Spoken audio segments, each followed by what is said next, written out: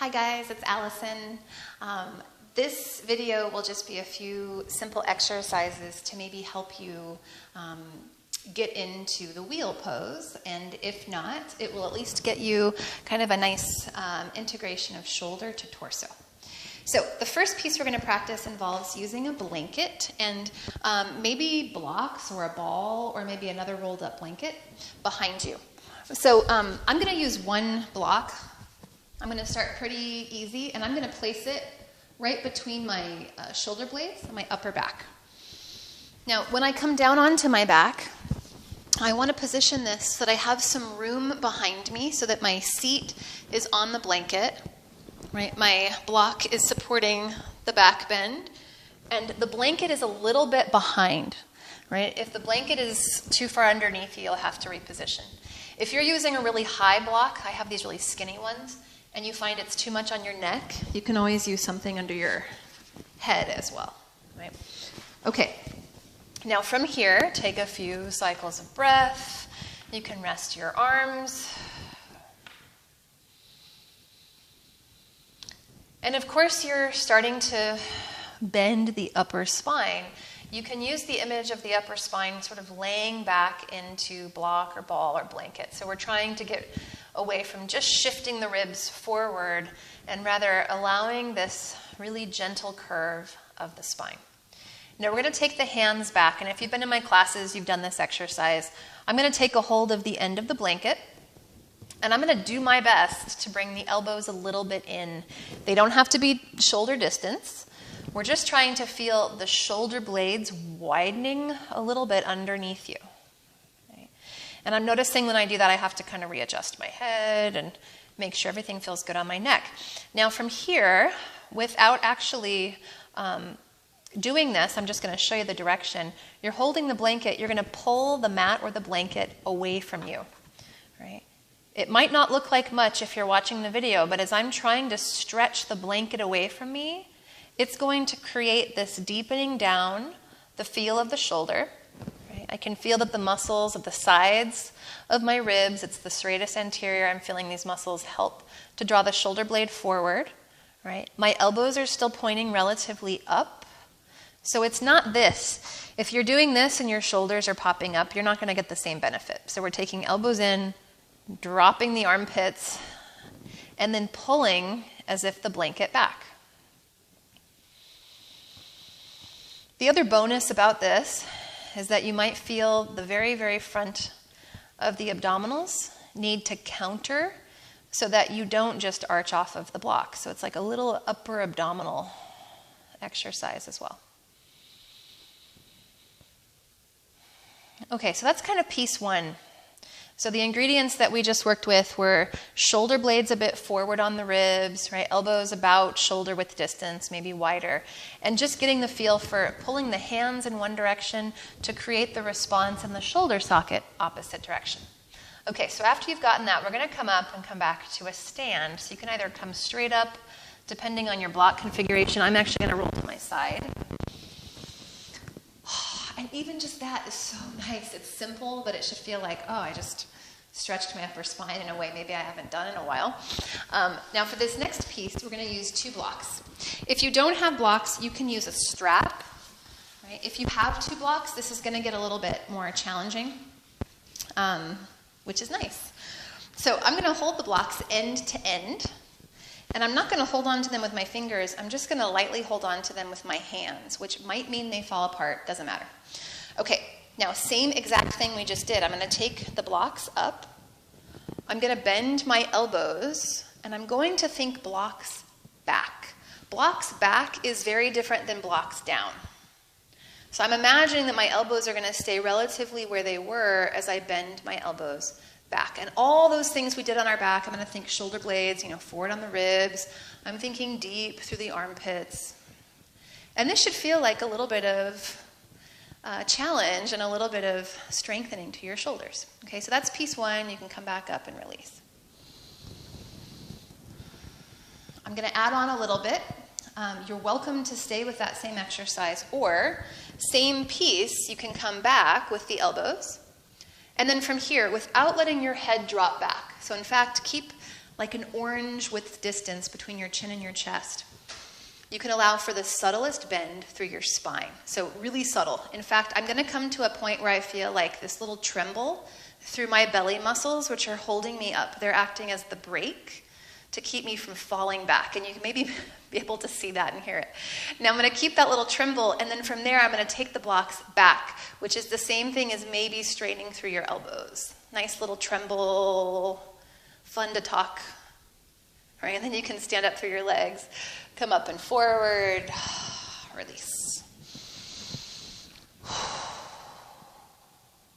Okay, let's do it twice more. Maybe you do the same thing. Maybe you add a leg. So I'm going to come into basically like a half of standing wheel. My back foot is tucked, so I'm not going to place my foot on the ground. I'm going to be on the ball of the foot. I'm going to bend both knees. Right. Same exercise. And of course, as you continue to breathe, you might also search for places and opportunities of ease, especially in this is a big dynamic movement here in a moment. So we bent the elbows. Once you're in that position, if you are in the lunge, think a little bit back and see if you can find that possible tremble through your abdominal muscles. This is going to mean that you're taking your chest back away from your pelvis. You can stay there, or you can reach the blocks back. So the blocks are coming back, your back leg is coming back. Oof. Doesn't have to be a full breath, but do breathe. And then push off with your back foot to come up, forward, step forward, and release. And if you're getting these ingredients, hopefully you feel really nice and tall. Right? We're going to do this one last time, and I'll do my best to show you from the side. Here's the important piece, is that we don't go too far too fast. So if I'm just trying to get back, I could easily just jut my ribs forward, and then I've lost the feel of this kind of really nice arch back. So this last time, you can take the blocks up, bend the elbows. We're thinking shoulder blades forward on ribs. Right? Even that's enough, honestly. This is a great exercise. Maybe you arch. If you arch, I'm thinking the spine. I'm thinking like the center of the spine, creating like a really even curve so that I don't have to move much until I feel deep, deep, deep muscles are holding me up. I'm getting that little tremble. Then from there, I'm going to carry the blocks as if back. And maybe for a breath. Doesn't have to be a long stay here. When you're ready to come up, you can push with your back foot. Come up, step forward. And then wheel pose if you want, which you could definitely do with the wall. You can do with your hands on the floor. You can do it with blocks, right? For blocks, you would do this sort of situation kind of on their side at a diagonal so that when you come up into wheel, right, it's not so much on your wrists and on your hands. So I'll just do my best to demonstrate this. Right, this was not a huge warm-up for wheel, so if you feel like you need a little bit more, you can always make sure you do some other warm-up pieces before you come into this. So I just want to show you the arm piece with the blocks. If you're using it, then I'll show you another option. So my fingers are pointing down, right? I'm in this diagonal position. If you have a mat, it's probably even better because they'll stick a little bit better. The elbows come up, shoulder blades are wrapping around on the ribs, which is the same thing as the tops of the shoulders, sort of deepening a little bit down. Right? So you could be there. You could also use the fingers. Right? So I don't have a very flat wall to show you, but you can imagine that my thumbs and my forefingers are on the floor, and the palms would be flat on the wall. In this case, I could even use the beveled edge. Right, so all of those starting pieces are great. This is the one I'm actually going to show you and demonstrate with you. So elbows have to stay bent.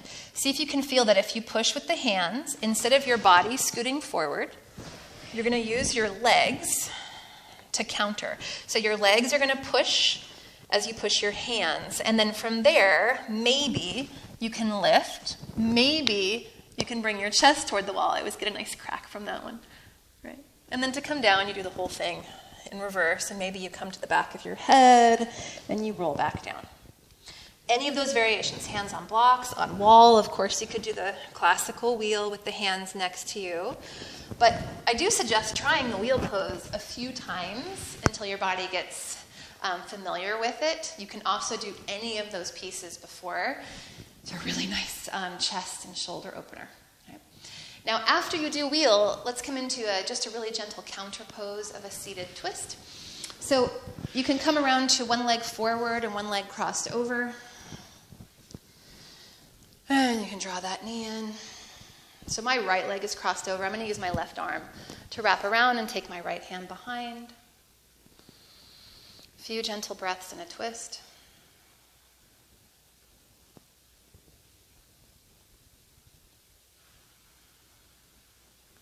If you want a little neck stretch, you can keep your chest turning the direction of the twist, but let your head turn the opposite direction. Doesn't have to be much, but it's pretty nice.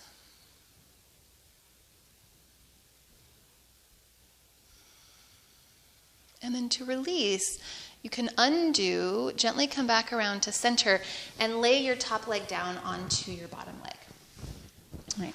So this is one option. Of course, if this doesn't work for you, you could bring your foot out instead. We're just going to do a little forward bend, and so you can allow your spine to gently fold in over your leg. We did a lot of the opposite shape, so no need to fold to your fullest here, just a really gentle release to the back.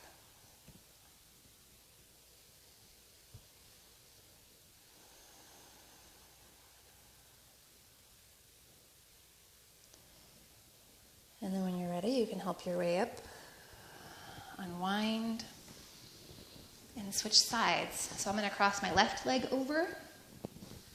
Okay, so I would wrap my right arm around. Of course, if you've got longer arms than me, you might be doing the thing where you have your elbow to the side. Take your left hand behind you, and then just a gentle twist.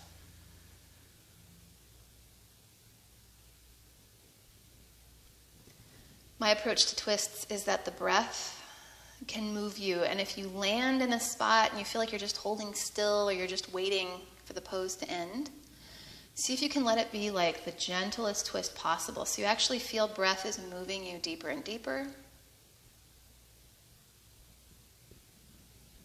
If you liked that neck piece, you can keep your chest turning one direction and turn your head in the opposite direction.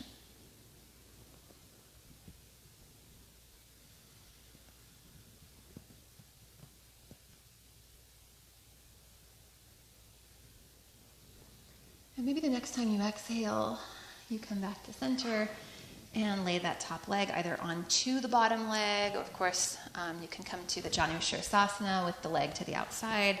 Just a really gentle forward bend. Chances are you're feeling this more into the bottom hamstring, but of course it can be nice into the outer hip as well. But taking a few breaths, you can allow your chin to rest toward the chest. Allow the breath to move into your back.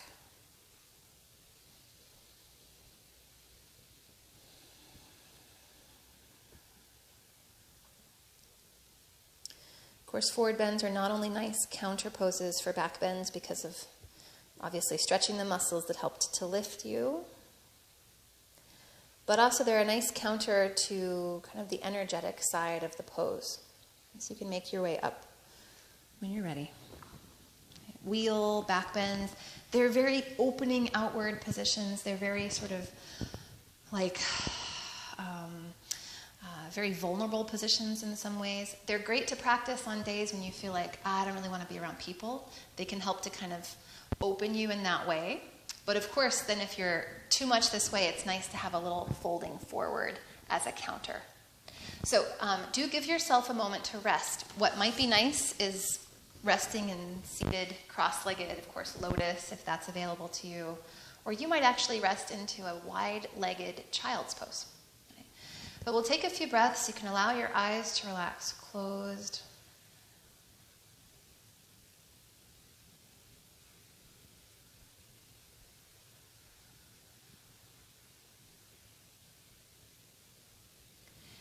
And see if whatever shape you've chosen for your resting position, you can really consciously soften the exterior of the shoulders and the jaw.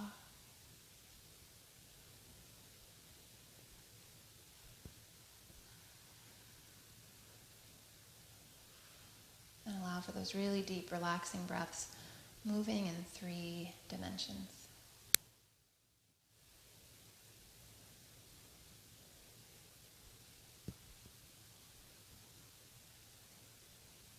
And just continue to rest in this position. Of course, if there's any other unwinding you'd like to do, if there's any